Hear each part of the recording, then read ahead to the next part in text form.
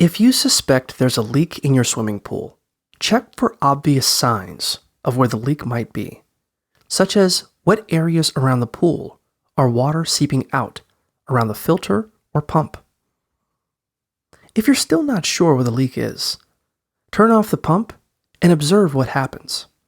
For instance, if the water stops leaking out once it reaches the bottom of the skimmer opening, the leak is likely around the skimmer or filtration system. Or, if it stops at the light in your pool, the leak may be around the light housing. If you think the pool is leaking at a specific spot, test it by turning off the pump and putting a few drops of dye in the water near the suspected leak. If there is a leak there, you should see the dye getting sucked out through the opening.